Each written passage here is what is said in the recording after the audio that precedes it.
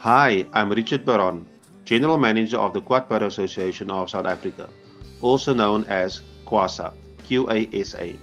We empower people with physical disabilities, particularly those with spinal cord injuries, to live independent and fulfilled lives. Through advocacy, support services, and partnerships, we break down barriers and create opportunities nationwide. Join us every Tuesday at 10:30 a.m. on the Health and Wellness Show with Princess as we discuss important topics around accessibility and inclusion. For more info, visit qasa.co.za. We have our lovely partners, Richard from Kwaza. How are you? Good morning, Princess. No, we're doing well. No complaints this side of the world. Oh, Yeah, it's a lovely day for friends and family to join and have some festivities. yeah, perfect. And I have a co-host today. It's just a special surprise for you. Oh, He's a member of Skills Village Radio, and we co-host together our Monday show. But today she was like, since the public holiday, let me join you. hmm. Simfisile, please meet Richard from Kwaza. Hello, Richard. How are you? All good, all good. Nice meeting you, Simfisile. Nice to meet you too. Yeah. So Richard, just before we start, I put a challenge in front of Princess, and I said Uh, today we're going to make our own version of seven colors because it's Heritage Day. So we're going to make a seven color language dish. So mm, I'm going to pose it to you as well. Any okay. language that you can speak, you can hoy it on the microphone Yeah. right here. Uh, Mix it in. Let's yes. celebrate the diversity of South Africa. So I hope you accept Mm, my challenge. yes, yes. And I'm a bit of a foodie myself, so it's going to be interesting challenge. Ah, awesome, man. I can't wait to hear all the languages you can speak. And Oh, we my have colleague Raven, my great friend Raven is, I think, more articulate in other languages, but I'm sure between the two of us, we can make it happen. Ah, cool, man. Raven, please introduce yourself. How are you doing? Raven, can you hear us? Yes, yes, I can hear you. I can hear you. And good morning. Good morning. Thank you very much, Princess Sibanda, for the opportunity that I have to introduce Yes. myself to your panel. Thank you so much, and welcome to Skills Village Radio. You just joined in, and we're about to start with the conversation. But my co-host Fasila is here, and welcome to the Health and Awareness Show. Thank you very much. Thank you very much. Just allow me quickly just to wish you and your co-host and Richard also and everyone else that is listening and your listeners also a very happy Heritage Day. Thanks, Thank you Raven. so much. Thank you. What are you guys doing today? Amen. I actually had the privilege of, while I had some time earlier on to pop into the shop, so I know that we are definitely going to involve a fire and have some yes, something on the fire roasting, which is Okay. nothing to do with our heritage, but it's just I'm sure it's one way of celebrating and commemorating a day like today. I hope there won't be any pumpkin and corn, please. No, no, no, no. Definitely no Okay. pumpkin, no corn. Thank you. There has to be something with blood. Yeah. Definitely. Thank you so much, guys. Today we're going to be covering a segment on the rights of persons with disabilities. But before we go, Richard was with us last. Before we start, Richard was with us last week, Hmm. and I think the village is already familiar with him. But Raven, you just joined us. Can you maybe tell us about yourself and what you do at Kwaza? Okay, okay. Thank you very much for the opportunity that I have. And I always say I've got a rich history with Kwaza, and the reason Mm-hmm. why I describe it as a rich history is I happen to be one of the few members that supported Kwaza, or one of the initiatives that Kwaza had, while I was still standing on both my feet and walking. Yes, so it comes on a very long time. Years ago, Kwasa had a Techie Tax campaign, and my mom and I actually supported at the till of one of the major supermarkets where we bought the the sticker, and that wasn't my introduction with Quadpara. But when I met with disability through an accident in February in 2000, um, Quadpara or Quasa was the organization that I reached out to get some assistance, some information, and some, I almost want to say, some explanation as to where to from here. So I have been a member of Quadpara Association. I also have volunteered and served on the board for many, many years. I was the chairperson and the treasurer at one point. And then also in 2019, I found myself applying, not found myself, but I applied for the COO position, and I was the preferred candidate, and I served as the COO from 2019 until 2022. Hmm. Wow. Yeah, no. Sissy? That is why I describe it as a rich history with Quadpara Association. Wow, it is very rich. That's amazing. That's amazing. Wow, COO guys. COO. What does COO stand for again? It's the Chief Operation. Chief Operations Officer, and Wow. it's a fancy title. But at the time, I just held onto the reins of the Quadpara Association through the turmoil and the time that we had, the treacherous time. We all know COVID and what transpired, and but luckily for me, it was a very good opportunity. So this is fascinating. This is really fascinating. Thank you so much for sharing that with us.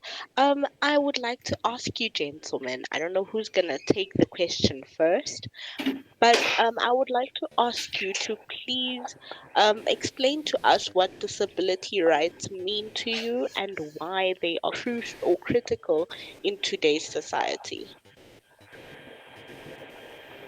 Raymond, I'm going to give you the honors. I've spoken enough so far. You need to catch up. Okay. Richard, thank you very much for the opportunity, and the Princess, thank you for the opportunity for telling you what I think, and it's my opinion.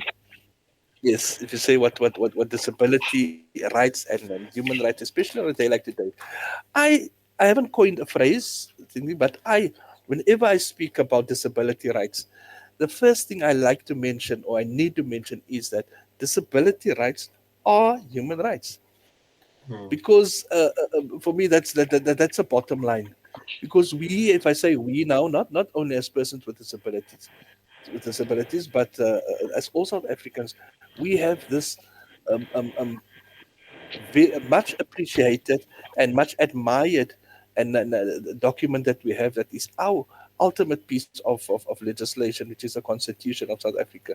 And in there, it protects the rights of all people in South Africa, be that the person with or without a disability. And the various sections in there that promises us and guarantees us our rights equally with everyone there. It's not directly applicable to a person with a disability, especially if there are barriers, physical barriers, and maybe attitudinal barriers that prevents people with disabilities from accessing those rights on an equal basis with everyone else. So, in my introduction about disability rights and human rights, first of all, is to say that the disability rights are human rights, and it is protected on an equal basis with everyone else in South Africa. However, as people with disabilities, we do find ourselves with both physical and attitudinal barriers. Hmm.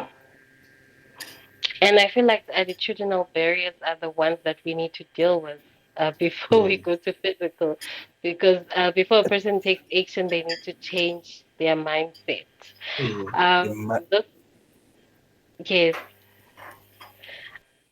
this one is for Richard. How has the perception of persons with disabilities evolved over the years in South Africa?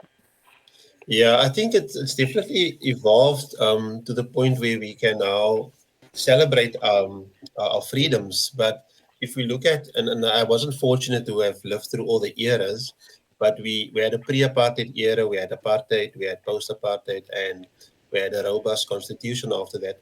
And I think we've moved from almost like a charity-based approach, where people oftentimes in the olden days just thought of you as a charity case, And as we move through the eras, I think if we can acknowledge the apartheid era also, systemic discrimination, exclusion based on race came in, and I think that is exacerbated um, our rights as people with disabilities, because now we also characterized into different um, aspects of life, and now you still need to deal with a disability. And I think with post apartheid, with the constitution that was adopted, there was significant grounds, or there was significant strides towards freedom and the disability rights being taken seriously. And I think from that point of view, and I'm sure we're going to touch on it more during this session, is a lot of other things came from it. It's the white paper on an integrated national disability strategy, and also the Employment Equity Act came to the fore in 1998, and then also the PUDA, promotion of equality and prevention of unfair discrimination. And then I think that's also key in terms of fighting for our rights, or making sure our rights or our voices are heard. So I think there were significant strides over the years, moving from charity based to more rights based. And I think that's where we all want to be. We all want to be human beings. We all want to be individuals. Mm-hmm. And there's a charity case. And I think the increased representation and advocacy over the years, if we look at how the UN has also come on board and how we signed up to make note of people with disabilities and their rights. So I think we've come a long way. Is there room for improvement? Definitely. But I think where we were and where we are, it's completely, I think, a big contrast. And yeah, we can now fight for the rights. Back in the day, we were just able to sit on the stoop and wait for charity. I like this answer. I've personally, I've never been so quiet. I talk a lot. But listening to you, I'm very, very, I'm captured, I'm captivated, very much so. So I have a question for the both of you gentlemen. Yeah. You can choose who you want to go first. And I feel like it's going to be a double-sided question. Firstly, can you share your journey in disability advocacy and advocacy of the rights of people with disabilities? And then the other part is, what inspired you to focus on this area, and what keeps you motivated in the fight for disability rights? Yeah. Raven, I'm going to beat you to this one because I just want to. Okay, no, perfect. Just want to share a Perfect, story. Richard. I'm going to follow. Yeah, I just want to share a Yes. story. And Raven, you mustn't cry. So I think my journey started 25 years ago when I had my accident, and I was just at home doing nothing. And back in the day, there was not a lot of information. There was not a lot of networking. So you would think, you know what, I'm a charity case, like in the olden days. But then the likes of Raven came along physically, knocking on my door and giving me hope and saying, you know what, there's more to life out there. And the more I got exposed, the more I realized how much more we can do as people with disabilities. And getting to know new friends, getting to know, what's out there, you see more of life and you want more of life. And when you see the barriers, inaccessible buildings, you see parking being abused, you see access to health being not what it's up to standard, then you feel, you know what, I've got so much to live for, but these barriers, we need to do something about it. And then like-minded individuals like Raven and others, we come together and say, you know what, we can make a difference for others also that follows after us. And I think that's where my journey started, being exposed to what's possible, but also seeing how the frustrations can make the what looks possible impossible. And I think that is my motivation and in wanting to do more in terms of what society kind of put in front of you as a barrier.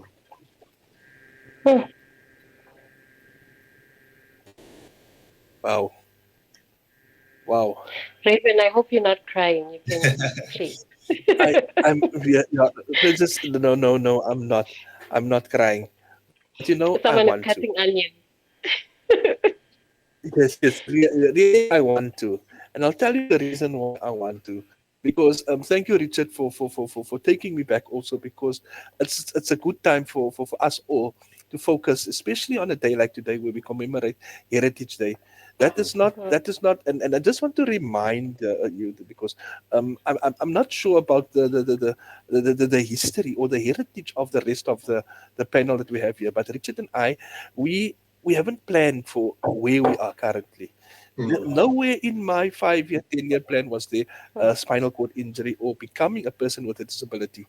Mm. So when it happened to me, I had my own, and I don't like the phrase demons to fight. See, but I had my own journey that I had to embark on, and I could see also that, listen, this is not a journey for one person to embark on, or to take, or to undergo. And as Richard has explained there, I mean, we might have met by accident, and by accident, I coined it, or I just put it out lightly there, with the pun intended. We met by accident because it was through a car accident that I met with disability. It was through a diving accident that Richard met with a disability, and immediately, immediately when we were rendered as a person with a disability, it was at that point also that I could see, but I am being treated differently. Why are the nurses in the hospital deciding for me? Why, even though I'm still the head of my household, why are things being said on behalf of me?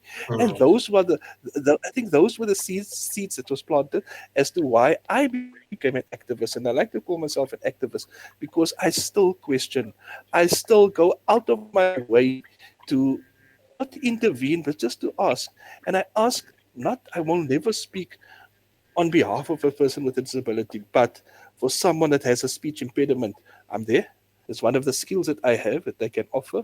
And as Richard so not loosely, but Richard explained there. And that is how I feel. Richard explained how we met. And I feel that within the models that we have seen over the years, the evolving concept of disability, because we both had to inquire, had to find out exactly what your journey with disability is, or what disability means to you, either as a concept, or as the model that we currently appreciating, because we could see, hey, this was the charity model, hey, those are signs of the welfare model, or the medical model, until we found a place. Listen, here's a human rights approach to disabilities. Mm. This is where I want to. And I just want to make an example for Richard. Throughout the times, I was frustrated with him at times because I could see the potential and the youth he has, the youthfulness, some of the skills he have. And at one point, I asked him, Richard, why don't you step up? You can become a good athlete. You in the team. You will just. And he casually told me one day that, Sabine, I'll step up on the day that you retire. And I still don't have any intent of retiring.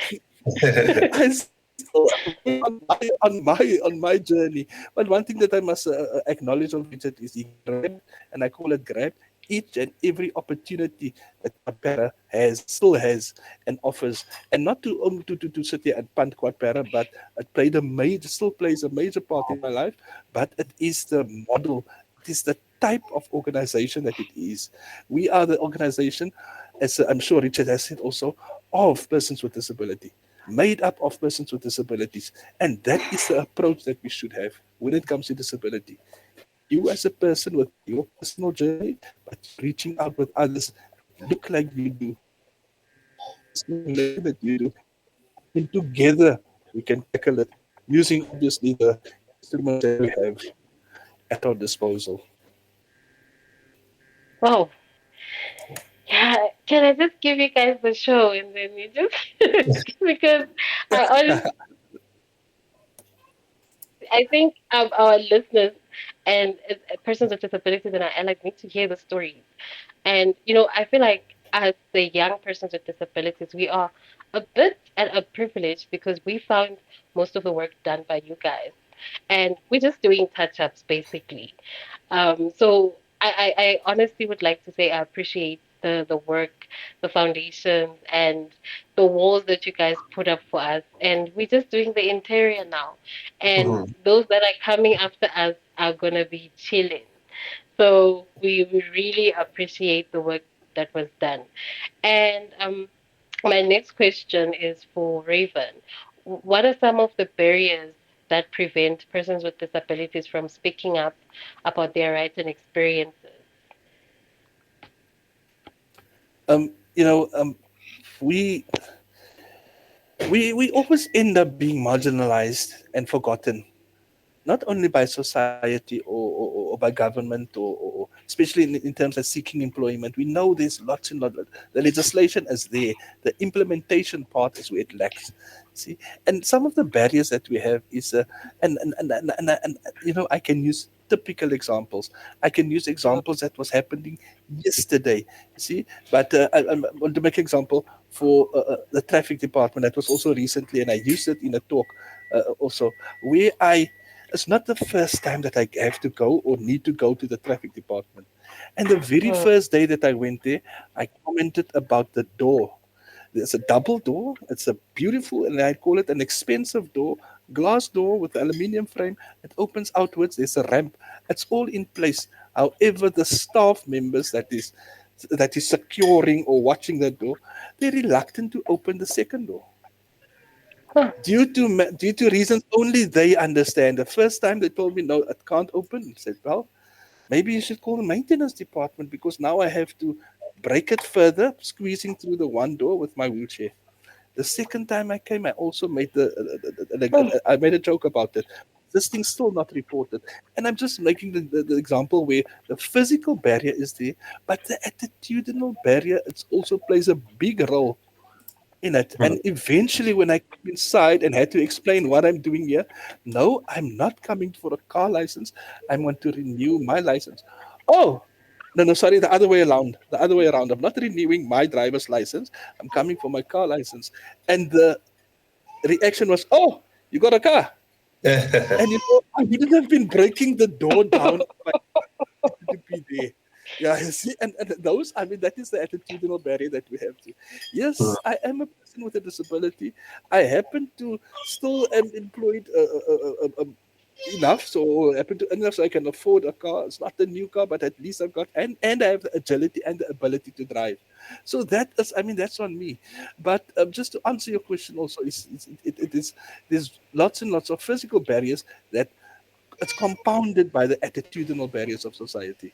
And that is when Hmm. we need to play our part.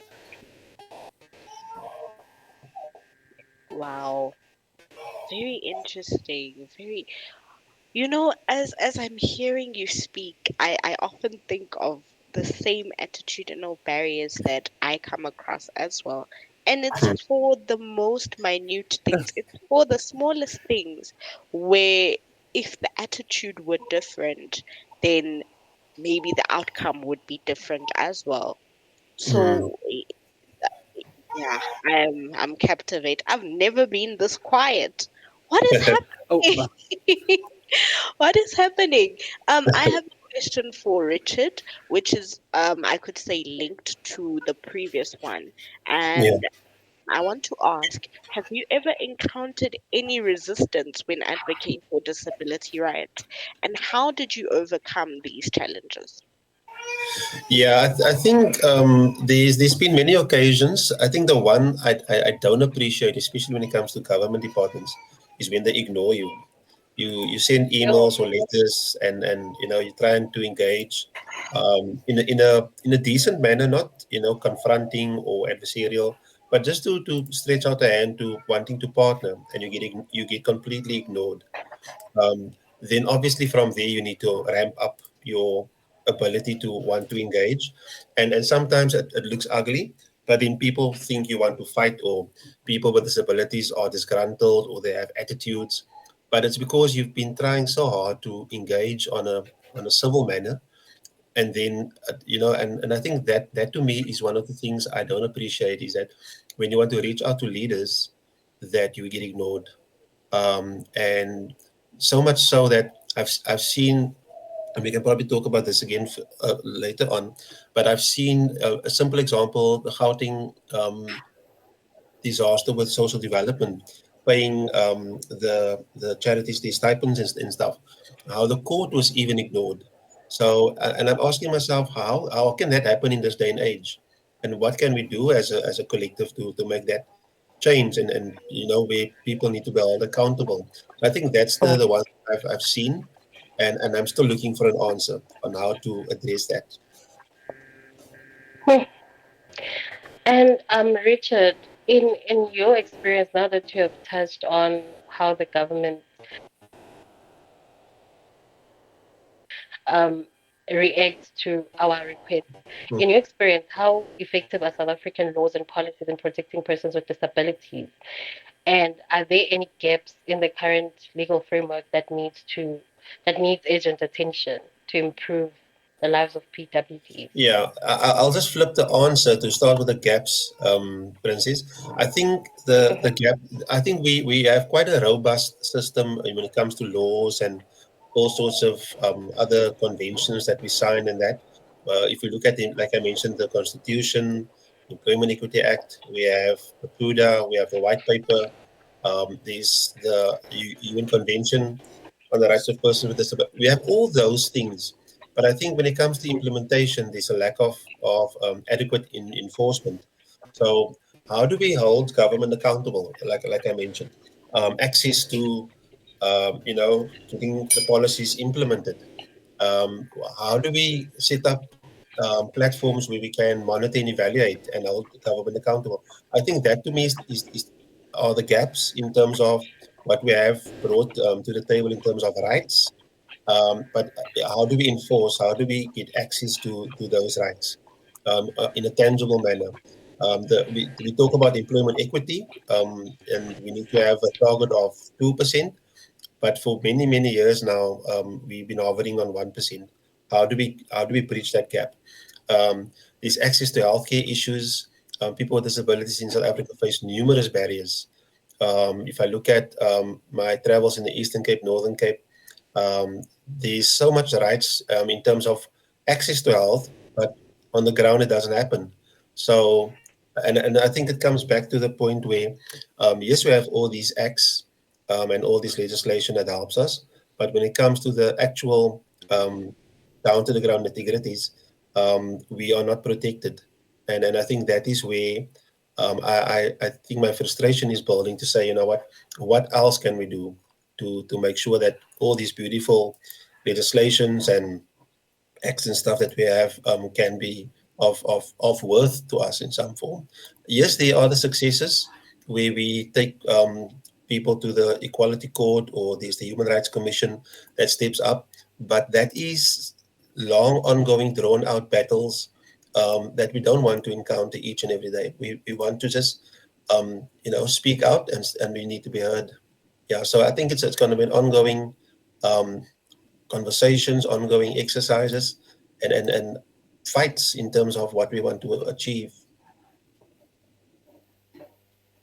Wow, that's amazing. And listening to this, I'm taken back to, as a person with disabilities myself, I'm taken back to the attitudinal aspect of it, Mm, where I was traveling with my sister, but I like my independence. So I asked my sister to wait for me. I was in a government department, and I said, "No, wait here outside. I'll go in by myself." And um, I was waiting to be serviced, so I couldn't stand for a long time. So I grabbed a chair mm, because it was empty, and I sat down. And 2 hours in, I'm like, no one's come to me, no one said anything. I have my crutch, I have everything. I went mm, to approach the safety officer, and the first thing she did was blame me. She said to me, "Well, you didn't say anything. You mm, didn't come up to me. You didn't say, you just sat down. So how was I supposed to know?" I'm like, "I'm holding a crutch. I've been, I literally moved from outside to inside because it was mm, cold. I mean, if someone, breaks up the queue, I mean, wouldn't you ask, why are you leaving the queue outside and coming in?" mm, But instead of saying, "Okay, I didn't realize, I didn't think to ask," I got the blame, as in, "Yeah, well, why didn't you tell me?" I don't mm. understand. Maybe I'm being what's the word? Uh I'm expecting too much from people, but I felt like because I moved from outside to No. inside, it should have been a question of how can we help you? Why did you leave the queue outside and come in? Mm. But yeah. Um, okay, so Francis, yes, I want to. Sorry to interject there. I yes, just wanted to add. I just wanted to add on, and it's a very good practical example that you made there. But once again, as you said, that attitudinal barrier. So maybe it's not that we're expecting too much, but to tie in with what Richard also said, I think it's the impact of the poor implementation of Mm. all the rights, the disability rights and the human rights that we have, and the lack of accountability for it. I Mm. think that is why we still find that we are people with disabilities still suffer some discrimination and some undignified treatment in society. mm, And yeah, just to add further, just to make the point further, I've been in the Northern Cape dealing with some of the government departments there, and I've seen passionate people, and oftentimes when I do meet the passionate people, I ask them, where does your passion come from? And 9 times out of 10, it is because they have a family member or a personal experience with disability that really gives them that passion to implement and execute on a government level. And not so long ago, I was pretty humbled when I met a guy from Kenya, and he says that they've had the Disability Act now for more than 20 years, and I'm like, what? 20, more than 20 years? Yeah, they enacted, I think, in 2003. And he says the way they got to it was because the president back then was in an accident and he got disabled, and that motivated them to get a Disability Act. So the question is, Hmm. oftentimes, do we need the leaders first to go through turmoil and tragedy before we also reap the benefits thereof? And I think that's sad. that is sad. It's really, really sad. So on that topic of public accessibility, my next question is to Richard. What role does accessibility in public spaces, education, and employment play in in upholding disability rights, and how can it be improved?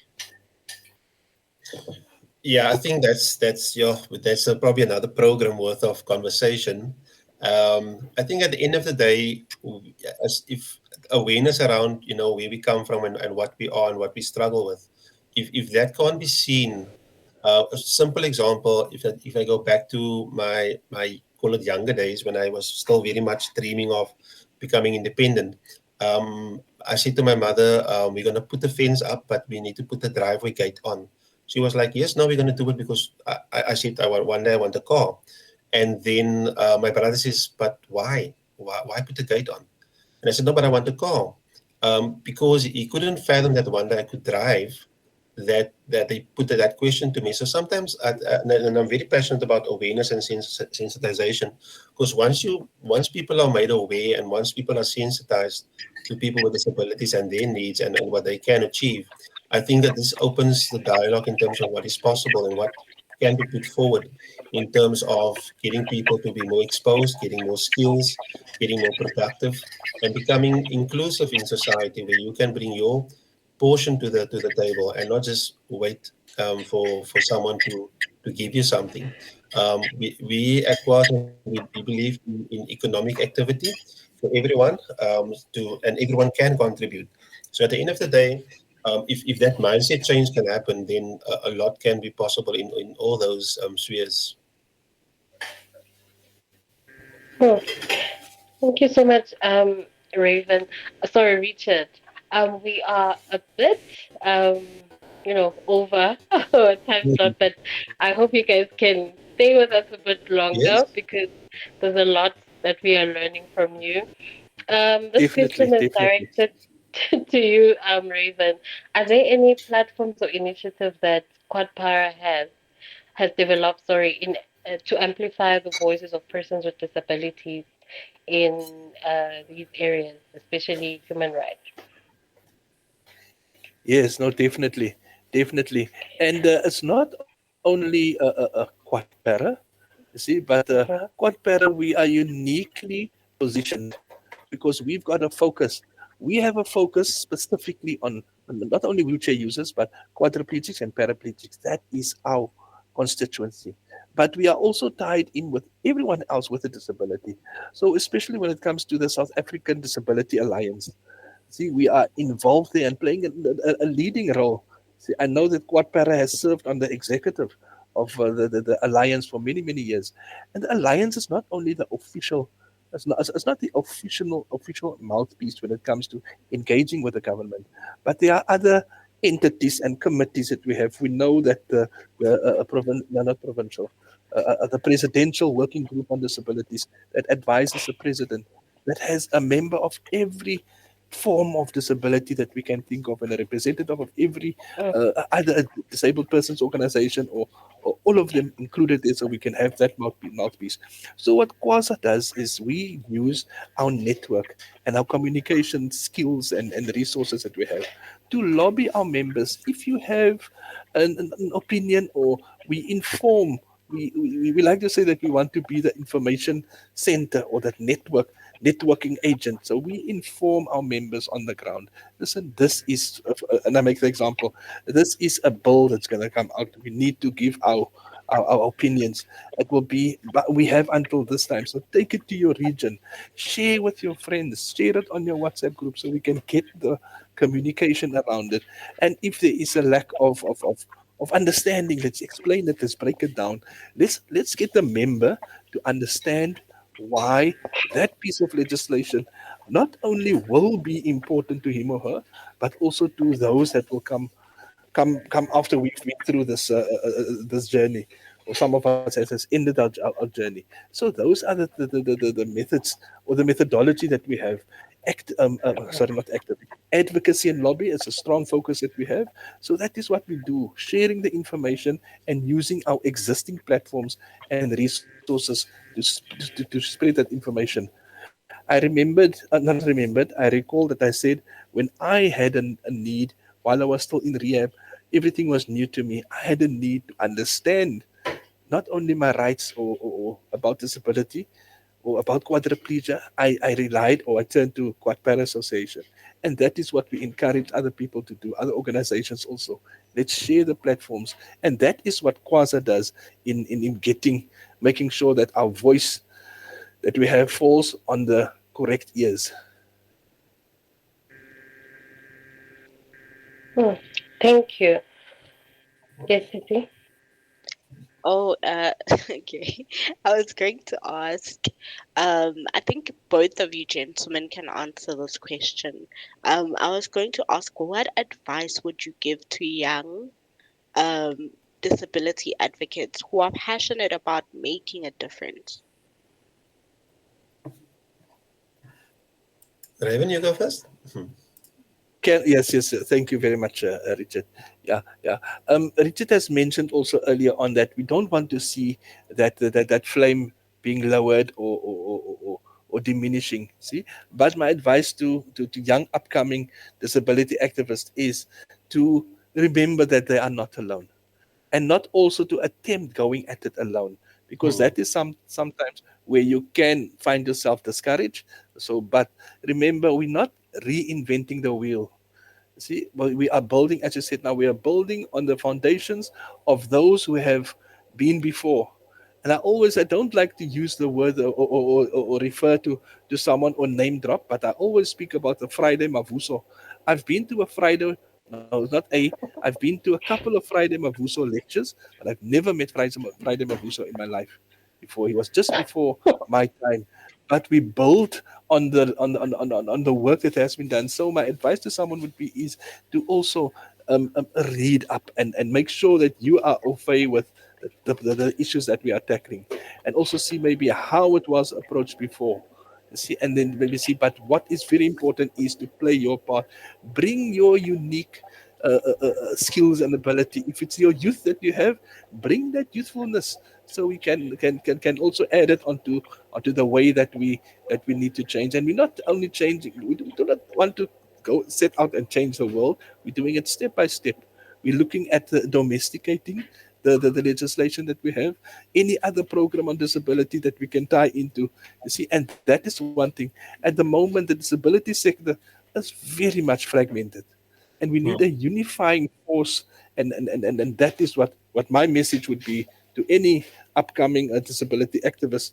Let's unite and then tackle these issues. Yeah, thanks, Raven. I think just to add on and maybe just a slightly different angle to the people with disabilities out there is that we all are ambassadors, whether we like it or not. The experience that I give to people out there and the experience Raven gives, if it's not aligned and if someone gets a different taste of disability or call it a negative taste, then that is what they will hold on to and that is how they will perceive the world. So at the end of the day, if you want to effect change, if you want to be positive and do want to see good things happen, we all need to have that right attitude in knowing that we're not victims, we're not a charity case, but we are individuals that also have rights and abilities to achieve. So at the end of the day, I think our approach matters, and how people perceive one person is oftentimes how they perceive disability as a whole. We know the generalization and the stigmatization.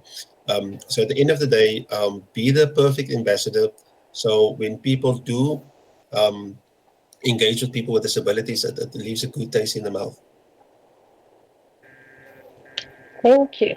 Talking about good taste in the mouth before we let you guys go. So, this is for the both of you. What does heritage mean to you, or what does this day specifically mean to you? I'll start with you, Richard. Yeah, I think it's a time to reflect. Because heritage, in its name alone, it talks about inheritance or something that you've received over the years. And for Mhm. myself, if I recall, there's not much I inherited or a big heritage that I can claim. But the one thing I hold on dear is our freedoms we have, freedoms that our forefathers, my mother's grandfathers has fought for, and it's now upon me to take responsibility and accountability to take it forward in really getting to the point where it's not just about freedom to walk around and do things, but there's financial freedom, there's political freedom, there's all sorts of freedoms. And through our rights, exercising our rights and advocating for our rights, we can live a full and call it normal life. But we need to embrace it and we need to be held accountable for it also because it's now ours. To maybe just to end of that, we spoke about how easy things are now, and it reminds me of a quote that someone mentioned once that said, "Difficult times create tough men create easy times, and easy times create weak men." And we don't want to get into that situation where, because we have easy times now, we create weak men and women. But we should now take that responsibility and really go with it to create a better life for future generations. Thank you. And Raven? Oh, yes, man. Just to tie into what Richard has said. This morning I sent a message to we've got a cousin WhatsApp group, and I just mentioned that we commemorating day to see the path from whence we've cometh. Sorry, I'm not Mm. talking English, but I just said that is the way I want it. Because for me, that is what out, you see. Not maybe physical things that we can see, that we can carry, that has been left to us, that we value now, but it is the heart of freedoms and the rights that we have as people with disabilities. And for me, it's always when I mention the path, and maybe it's my background also, but I know how easy it is or difficult it is to cut a new path. If it's a new way that you have to walk over some grass and so, it depends on how often that path is used. See that, Yeah, and that route would become easier now that we've got physical barriers and we push our wheelchairs or we use our wheelchairs around. It's easy for us if there is an accessible area or the environment is accessible. And I make the example: I had the privilege of spending almost 10 days at the OR Tambo airport. I became familiar with the surroundings. I know everywhere I could go on my own strength, using only my arms to propel my wheelchair. I also have to acknowledge that there are some areas that the ramp is a little bit still too steep or too long, and I would have to call in someone along the line, and or that's along the way. And for me, that is what I need to share with heritage. That is what heritage means also. It is what have been left for us to experience, not only to own and possess, to experience and also to have the ability to share it. Share it with those who are still with us on this road. This road is not gonna, it might go on forever, but we are not gonna be forever on this pathway of this heritage. We are also going to leave our little bit of legacy, and we acknowledge those who have gone before us and value those who are still here with us and prepare it for those who must still come after us. Thank you so much. Thank you so much, Raven. Thank you so much, Richard, for joining us. And again, apologies for keeping you guys a bit longer, but we really appreciate such conversations, and I enjoy talking about disability. You know, there's a lot that we can share that people still need to know of, and such conversations gets the information out there. And thank you so much. We'll see you guys again next week. Sissy? Yes, thank you so much for joining us. Just a little bit, I want to say, let's get into this, my 7-color salad. How would you say Happy Heritage Day in any language that you know, aside from the one that we've been using this morning? How would you say Happy Heritage Day to our listeners at Skills Village Radio? Sure, Can that's I a good go first one. on this one, Richard? Raven, yes, go for it. Yes, I just want to go first, Richard. I want to grab the Afrikaans one. Yes. Because in Afrikaans, I would say gelukkige erfenisdag, because that is what it's about. This, but also, and then also the type of person I am, I was gonna really say, enjoy your heritage dag. Yes, that's Raven, mine. that's so South African. Enjoy your heritage. Yes. I was going to go with that melting pot one. Yeah. Thank you so much, gentlemen, for joining us, and enjoy your Heritage Dag in Gelukkige Erfenisdag. To you, gentlemen, have a wonderful Heritage Day. Thank you so much. Thanks for having us. Thank you, ladies. Thank you very much. Thanks for the opportunity. You too. Thank you. Bye-bye. Bye. Skills Village Radio. My name is Princess Sibanda, also known as the Promised Princess, Nkabikazi on a moving throne. Do tune in on the Health and Awareness Show, where we discuss and promote health education and awareness within the disability community. We have the whole day. Every Tuesday between 10 a.m. and 12 p.m., exclusively on Skills Village Radio.